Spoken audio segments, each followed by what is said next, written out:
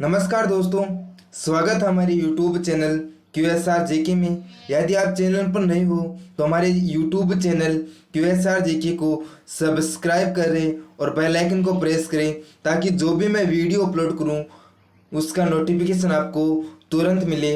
आज का हमारा जो टॉपिक है वह है टॉप 25 क्वेश्चन, जो कि रेलवे ग्रुप डी से लेकर IAS तक की एग्ज़ाम तक ये क्वेश्चन पूछे भी किए हैं, इसलिए आपकी एग्ज़ाम की दृष्टि से क्वेश्चन इम्पोर्टेंट हो जाते हैं। यदि आप रेलवे ग्रुप डी से संबंधित साइंस के पूरा सिलेबस देखना चाहते हैं तो आज ही हमारे YouTube चैनल को सब्सक्राइब कर सकते हैं। तो बिना टाइम वेस्ट के हम वीडियो को स्टार्ट करते हैं।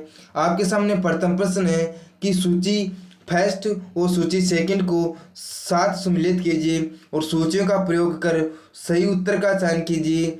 बहुत ही अच्छा क्वेश्चन है। आपकी एग्जाम की दृष्टि से आपको भौतिक राशियां दी गई है और उसकी इकाई आपको ज्ञात करनी है। तो दूरी का मात्रक क्या होता है? तो आप कहता है कि दूरी का मात्रक प्रकाश वर्ष होता है। पदार्थ की मात्रा किस में मापी जाती है? तो आपको पता है कि पदार्थ की मात्रा है ये मोल में मापी जाती है। विद्युत आवेश का मात्रक क्या होता है? तो आपको पता है कि विद्युत आवेश का मात्रक कूलाम होता है। अब ऊर्जा किसका मात्रक है? यानी कि भौतिक राशि ऊर्जा है, तो ऊर्जा की इकाई क्या होती है? तो ऊर्जा की इकाई वॉट घंटा होती है, जो कि आपकी एग्जाम की दृष्टि से बहुत ही ज़्यादा और इम्पोर्टेंट क्वेश्चन है, क्योंकि आपको 4 भौतिक राशियाँ दी गई है और उसकी इकाइयाँ सामने दी गई है। तो फिर से कि दूरी का मात्रक प्रकाश वर्ष होता है और पदार्थ की मात्रा आपको पता है कि मोल में मापी जाती है और विद्युत आवेश की मात्रा है ये कूलाम में मापी जाती है, जबकि ऊर्जा है इसका वॉट घंटा होता है। तो हमारा राइट आंसर है ऑप्शन नंबर ए, यानी कि 31 21, यानी कि ऑप्शन ए में 3 आएगा, ऑप्शन बी में 1, ऑप्शन सी में 2 और ऑप्शन डी में 4 आएगा। नेक्स्ट क्वेश्चन हमारा, सूची फर्स्ट को सूची सेकंड से सम्मिलित कीजिए। तो आपको भौतिक राशियां दी गई है और उसकी इकाई आपके सामने दी गई है। तो त्वरण का मात्रक क्या होता है? सबसे पहले तो त्वरण की हम बात करते हैं तो त्वरण का होता है मीटर प्रति सेकंड स्क्वायर होगा यहाँ पे। बल का मात्रक क्या होता है? तो बल का न्यूटन होता है। और कर्तक कार्य, जिसकी कर्तक कार्य की इकाई की हम बात करते हैं तो कर्तक कार्य की इकाई होती है जूल। और आवेग की हम बात करते हैं तो आवेग की जो इकाई होती है वह न्यूटन सेकंड होती है। फिर से यानी कि त्वरण की बात करते हैं तो मीटर प्रति सेकंड, बल होता है न्यूटन का और कर्तक कार्य जूल का होता है। और आवेग की हम बात करते हैं तो न्यूटन का होता है। ये भी आपकी एग्जाम की दृष्टि से बहुत ही अच्छा क्वेश्चन है। तो हमारा राइट आंसर है ऑप्शन नंबर डी, जो कि UPSC 2005 में भी ये क्वेश्चन पूछा भी गया है। नेक्स्ट क्वेश्चन हमारा, जब एक कॉम्पैक्ट डिश यानी कि CD सूर्य के प्रकाश में देखी जाती है तो इंद्रधनुष के समान रंग दिखाई देते हैं। तो इसकी व्याख्या की जा सकती है, जो कि IAS 2000 में क्वेश्चन पूछा भी गया है, इसलिए आपकी एग्जाम की दृष्टि से इम्पोर्टेंट क्वेश्चन है। तो इसकी व्याख्या की जाती है ऑप्शन नंबर डी, यानी कि अपरावर्तन और विवर्तन एवं परागण की परिघटना के आधार पर इसकी व्याख्या की जाती है। इसलिए इनकी नेक्स्ट क्वेश्चन हमारा, निम्नलिखित कथनों पर विचार कीजिए। यानी कि दृष्टि का एक दोष दीर्घ दृष्टि है, यानी कि दूरदृष्टि दोष है, जिसमें क्या होता है कोई व्यक्ति दूरस्थ वस्तु को स्पष्ट नहीं दे सकता, कोई व्यक्ति निकटतम वस्तु को स्पष्ट नहीं दे सकता और आंख का निकटतम बिंदु सामान्य स्थिति से दूर हट जाता है, आंख का दूरस्थ बिंदु हटकर आंख की ओर आ जाता है। तो आपको मेल करना है कि दीर्घदृष्टि दोष का कारण क्या होता है? तो कोई व्यक्ति निकटतम वस्तु को स्पष्ट नहीं दे सकता, तो ऑप्शन नंबर 2। और आंख का निकटतम बिंदु सामान्य स्थिति से दूर हट जाता है, तो आपका जो राइट होगा वह ऑप्शन 2 और 3 होगा। तो हमारा राइट आंसर है ऑप्शन नंबर डी, यानी कि 2 और 3, जो कि IAS 2014 में एक क्वेश्चन पूछा भी गया है। नेक्स्ट क्वेश्चन हमारा, निम्नलिखित प्राकृतिक तथ्यों पर विचार कीजिए, जो कि आईएएस 2000 में एक क्वेश्चन पूछा भी गया है 2002 में। ये भी आपके एग्जाम की दृष्टि से इम्पोर्टेंट क्वेश्चन है। निम्नलिखित प्राकृतिक तथ्यों पर विचार कीजिए जो कि मरीचिका बनाती है। तो स्थलीय तापन, प्रकाश का परावर्तन, प्रकाश का अपरावर्तन और प्रकाश का विवर्तन, जो कि चार आपके सामने ऑप्शन दिए गए हैं। इनमें से कौन सा तथ्य है जो कि मरीचिका बनाता है? तो हमारा राइट आंसर है ऑप्शन नंबर ए, यानी कि स्थलीय तापन और प्रकाश का परावर्तन, जो कि क्या है, मरीचिका बनाता है। तो हमारा राइट आंसर है ऑप्शन नंबर ए, यानी कि 1 और 2, जो कि आईएएस 2002 में क्वेश्चन पूछा गया है। नेक्स्ट क्वेश्चन हमारा ऑप्शन यानी कि प्रश्न नंबर 6, यानी कि खतन आपको दिए गए हैं। एक यानी कि ऑप्शन खतन एक, यानी कि खतरे का सिंगल लाल रंग का होता है। ऑप्शन यानी कि आर दिया गया है, लाल रंग का परिकरण सबसे कम होता है। फिर आपको एक कारण दिए गए हैं कि ए तथा आर दोनों सही है, आर ए की सही व्याख्या करता है। ए तथा आर दोनों सही है परंतु आर ए की व्याख्या नहीं करता है। ए सही है परंतु आर गलत है, ए गलत है परंतु आर सही है। तो आपको पता है कि खतरे का सिंगल लाल रंग का होता है और लाल रंग का परिकर्ण सबसे कम होता है। तो हमारा राइट आंसर है ऑप्शन नंबर ए, यानी कि ए तथा आर दोनों सही है और आर ए की व्याख्या करता है, जो कि यूपीएससी 2007 में एक क्वेश्चन पूछा भी गया है। नेक्स्ट क्वेश्चन हमारा प्रेस बायोपिया, जिसे हम जरा दृष्टि दोष भी कहते हैं, जिसमें बायोफोकल लेंस का प्रयोग किया जाता है उस दोष को दूर करने के लिए, यानी कि प्रेस बायोपिया दृष्टि का एक अप्रवर्तक दोष है। जो इनमें से किस कारण से होता है? बहुत ही अच्छा क्वेश्चन आपकी एग्जाम की दृष्टि से, जो जेएसएससी 2015 में क्वेश्चन पूछा भी गया है। तो हमारा राइट आंसर है ऑप्शन नंबर सी, यानी कि दो सिलियंसरी मांसपेशियों के धीरे धीरे कमजोर होने और आई लेंस के कम होते हुए लचीलेपन के कारण क्या होता है? प्रेस बायोपिया, जिसे हम जरा दृष्टि दोष कहते हैं, ये हो जाता है। नेक्स्ट क्वेश्चन हमारा निम्न तापीय परीक्षण किस ताप पर होता है? बहुत ही अच्छा क्वेश्चन है, कई बार एग्जाम में क्वेश्चन पूछा गया है। तो हमारा राइट आंसर है ऑप्शन नंबर डी, यानी कि -196 डिग्री सेल्सियस पर निम्न तापीय परीक्षण होता है।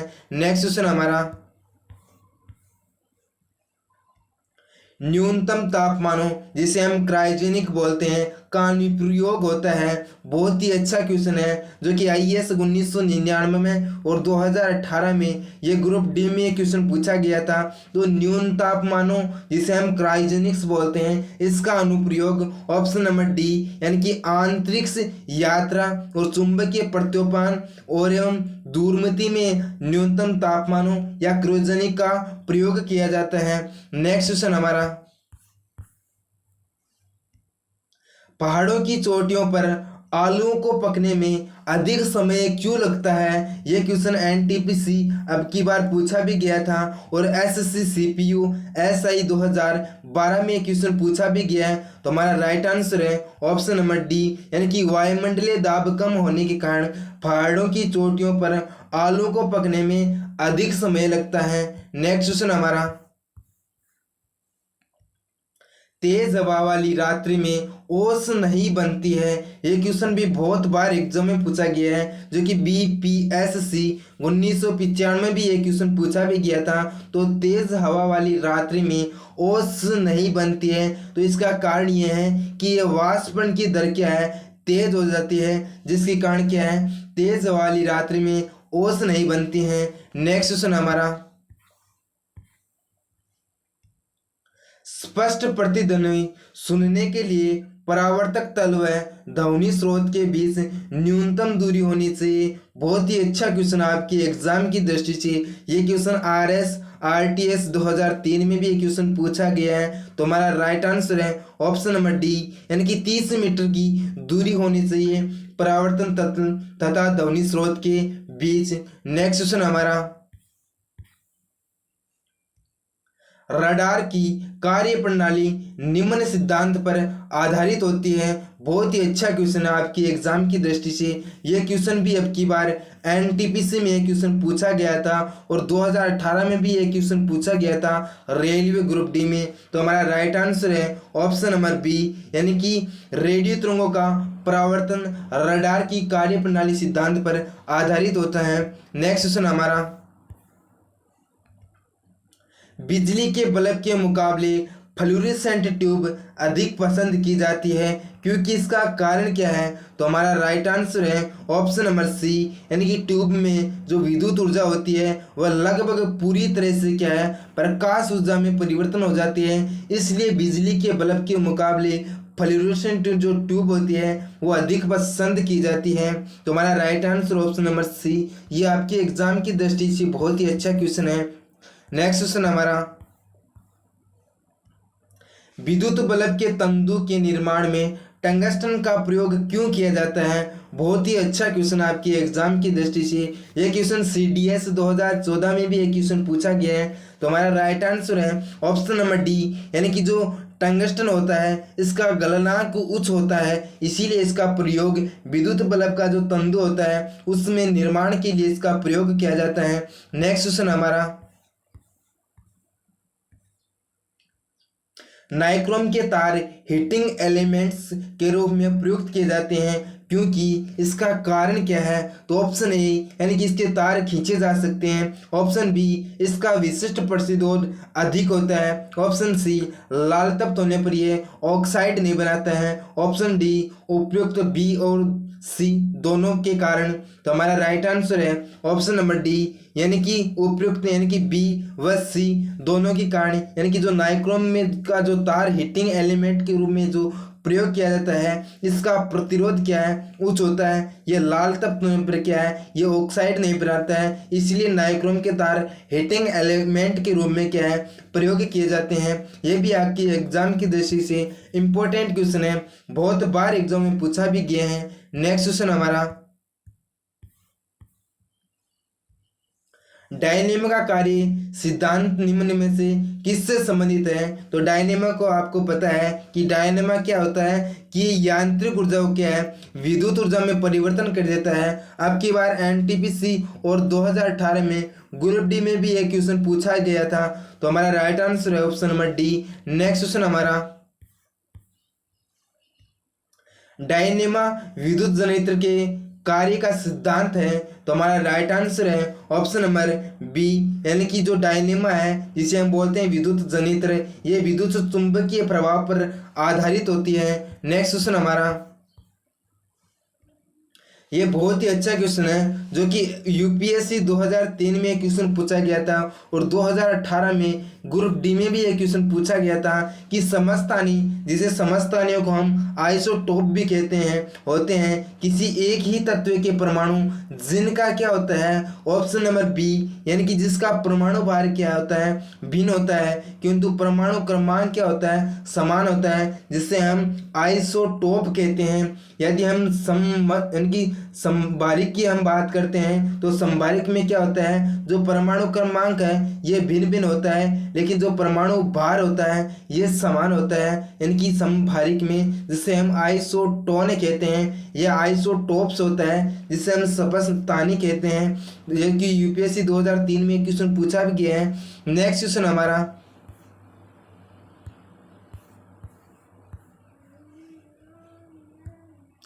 किसी परमाणु नाभिक का आइसोटोप वह, यानी कि आइसोटोप मतलब कि समस्थानी है, वह नाभिक है जिसमें क्या होता है, जो कि BPSC 1999 में एक क्वेश्चन पूछा भी गया है। तो आइसोटोप वह नाभिक है जिसमें क्या होता है? ऑप्शन नंबर बी, यानी कि प्रोटॉन की संख्या समान रहती है लेकिन जो न्यूट्रॉन की संख्या है ये भिन्न होता है आइसोटोप में। नेक्स्ट क्वेश्चन हमारा,